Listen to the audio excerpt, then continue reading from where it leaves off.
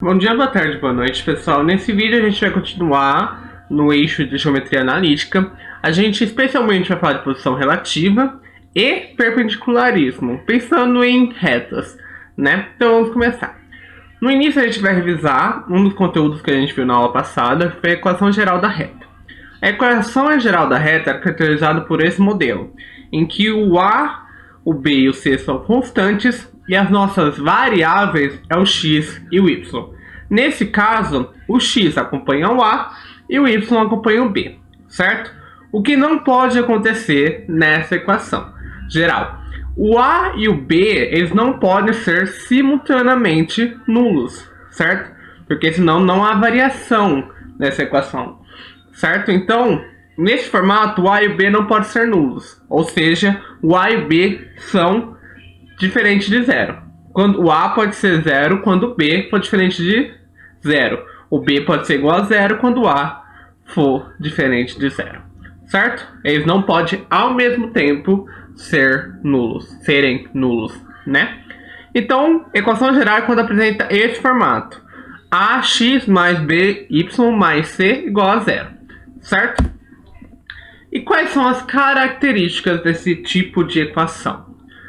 A primeira coisa é que, diretamente, se a gente olhar esse formato, não tem como, só de olho, a gente marcar qual é o nosso coeficiente angular, como a gente faz na equação reduzida. A equação reduzida a gente olha, o que acompanha o x é o nosso coeficiente angular.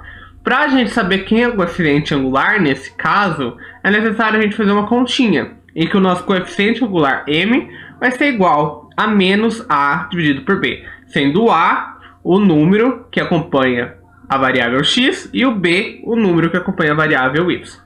Além disso, a partir dessa equação geral, a gente consegue determinar o ponto em que essa reta intersecciona o eixo x e o eixo y, em que no eixo x a gente vai ter a seguinte coordenada: menos c sobre a, sendo a o número que acompanha o x e o c aquele número que não acompanha nenhuma das variáveis. E o ponto que intercepta o eixo y, o x, a coordenada x é igual a zero, enquanto que a coordenada y é menos c sobre b, sendo c a constante que não acompanha nenhuma variável e b a constante que acompanha a variável y, certo? Então, a partir dessa equação, a gente tem essas duas características: coeficiente angular, que é calculado a partir do menos a sobre b, e os pontos que essa reta intersecciona o eixo x e o eixo y. Aqui a gente tem uma outra forma de representar uma equação de uma reta, que a gente chama de forma paramétrica, ou seja, é uma forma que depende de um parâmetro, certo? A forma paramétrica caracteriza-se quando as coordenadas x e y dos pontos da reta são dadas em função de uma terceira variável t. Ou seja, essa variável t vai ser o nosso parâmetro. Ou seja, a coordenada x e y vão depender desse parâmetro t. Só que a coordenada x e y fazem uma função de primeiro grau, certo? Que a gente viu anteriormente, que vocês viram ao longo desse ano do cursinho, certo? Onde tem uma variável de primeiro grau, certo? Então, um exemplo aqui é que x é igual a 5 mais 2t e y é igual a 7 mais t. O que acontece? Se t valer 1, quanto vai valer x? 5 mais 2 vezes 1 é igual a 7. Então, x é igual a 7. E y vai ser igual a 7 mais 1, que é 8. Ou seja, o nosso x vai ser, o nosso ponto, ele vai ser coordenada x igual a 7 e y igual a 8, certo? Eu dei até esse exemplo aqui. Então, quando esse parâmetro for igual a 1, esse parâmetro vai ter valores, certo? Meio, 1, 0, 2, 3, 4, 5, 6, qualquer número real, certo? Então, a gente vai substituir esse número real na nossa equação para cada coordenada, ou seja, o x vai ter uma equação e o y vai ter a outra equação. Então, vamos substituir. X é igual a 5 mais 2t, x é igual a 5 mais 2 vezes 1, x é igual a 5 mais 2, x é igual a 7. Separado, agora a gente faz o y. Y vai ser igual a 7 mais t, y é igual a 7 mais 1, y é igual a 8. Agora a gente junta para termos as coordenadas desse ponto. Ou seja, para o parâmetro t igual a 1, a gente tem o ponto de coordenada x igual a 7 e y igual a 8, certo? Então o que a gente tem que guardar da forma paramétrica? Que se a gente tiver esse parâmetro, a gente consegue achar qualquer ponto dependendo do valor do parâmetro dado.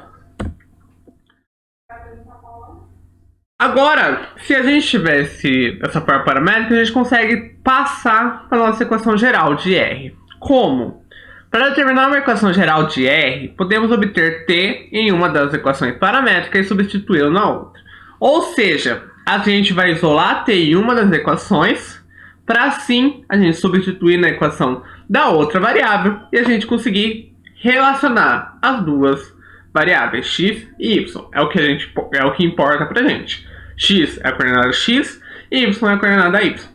Ou seja, vamos pegar um exemplo. X é igual a 7 mais 1. A gente isola o t, ou seja, inicialmente a gente tinha o x em função do t. A gente vai deixar o t em função do x, certo?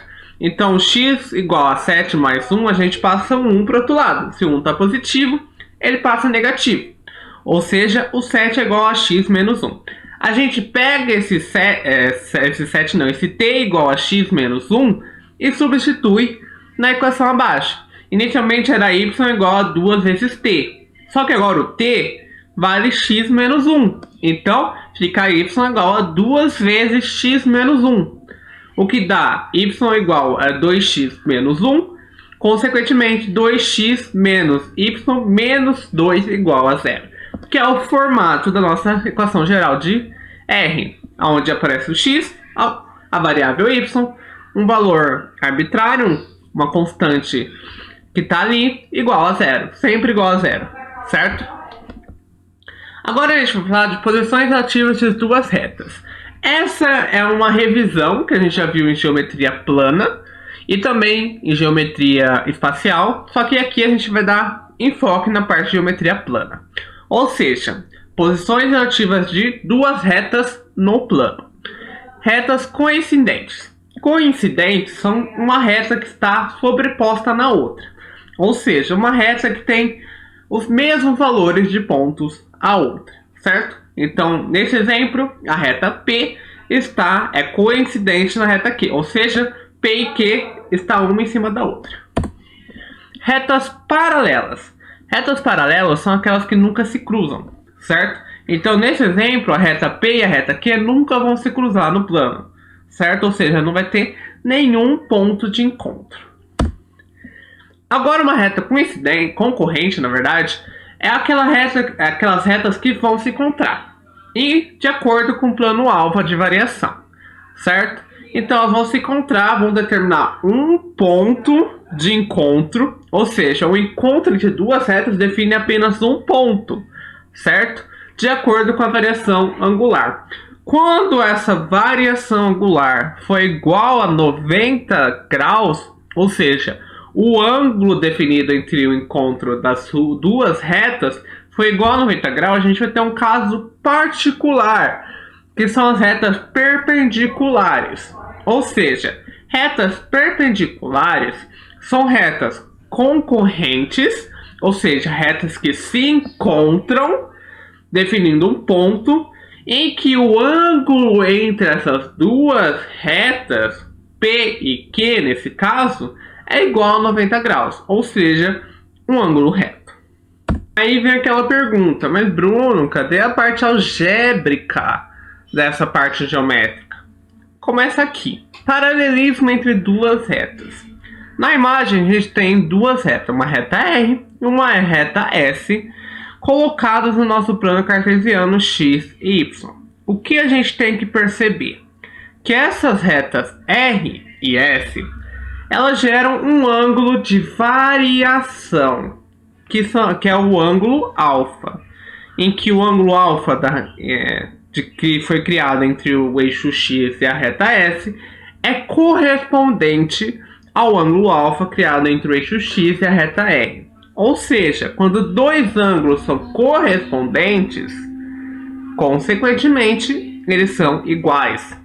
Ou seja, o ângulo de variação de ambas as retas R e S são iguais. Mas o que isso gera algebricamente? A gente viu que tem como a gente calcular o coeficiente angular M a partir desse ângulo de variação, dessa inclinação da reta. Como? O coeficiente angular M é igual à tangente desse ângulo. Só que, o que a gente acabou de ver? Que os ângulos são iguais. Consequentemente, a tangente desses ângulos são iguais. Consequentemente, se a tangente dos dois ângulos, o coeficiente angular das duas retas são iguais, consequentemente os seus coeficientes são iguais. Portanto, o coeficiente M da nossa reta R, que eu chamei de MR, vai ser igual ao M da sua reta paralela, certo? O que a gente conclui disso? Que quando eu tiver duas retas paralelas, o coeficiente angular M delas vai ser igual. Então, se eu tiver uma reta paralela a R paralela a S, e eu souber que o coeficiente angular da reta R é igual a 1, consequentemente eu também sei que o coeficiente da reta paralela a S também é 1, certo? A gente falou de paralelismo, vamos falar de perpendicularismo, que quando as duas retas se coincidem formando um ângulo de 90 graus, ou seja, retas perpendiculares entre si. Vamos analisar essa imagem, na verdade. Eu tenho uma reta R, uma reta S, o plano cartesiano x e y ao fundo de azul. E o que a gente percebe?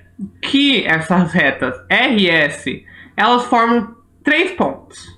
O ponto A, que é o ponto de encontro da reta S com o eixo X, e esse ponto A tem um ângulo α2.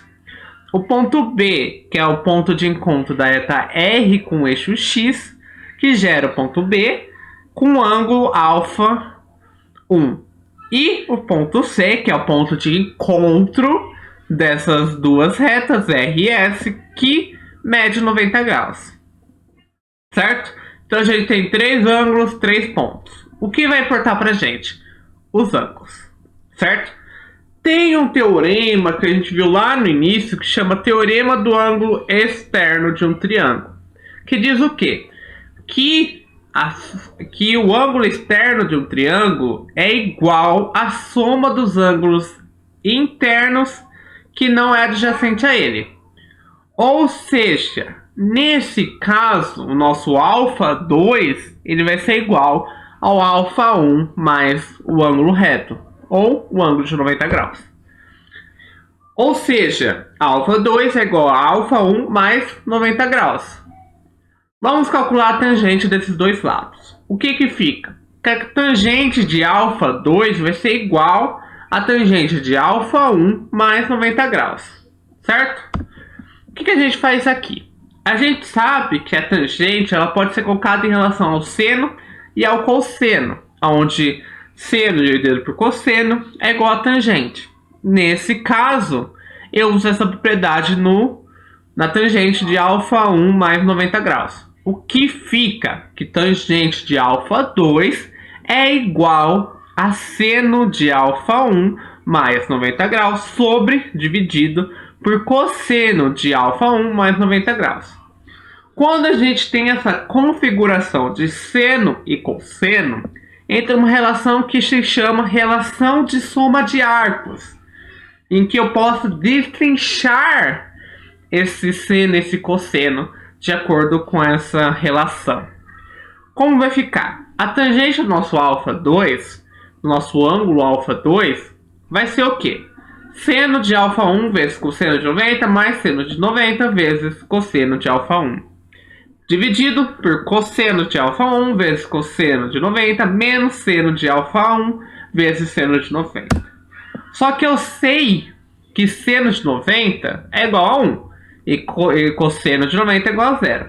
O que simplifica toda aquela conta. E sobra apenas 2 elementos. Então, o que a gente tem? Que o tangente de alfa 2 vai ser igual a cosseno de alfa 1 dividido por menos seno de alfa 1. Só que eu sei que quando temos essa configuração de cosseno sobre seno, a gente tem o inverso da tangente, certo? Então, como vai ficar? Que a tangente do nosso alfa 2 vai ser igual a menos 1 sobre a tangente de alfa 1. E é isso que eu quero.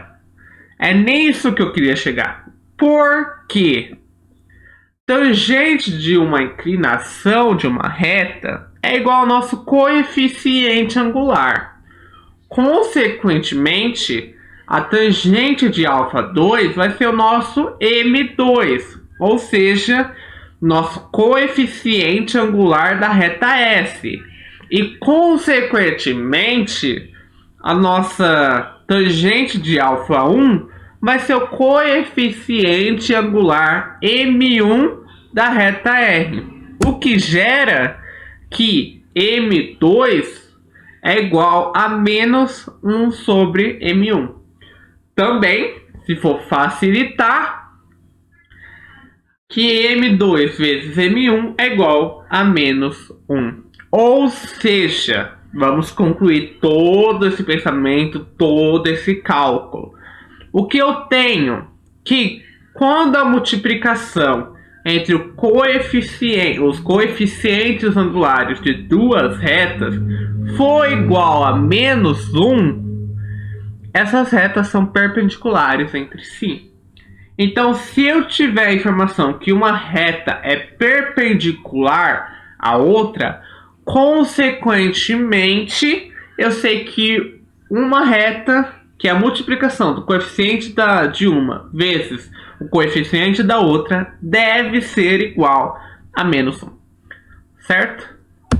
E o último assunto desse vídeo é a intersecção de duas retas.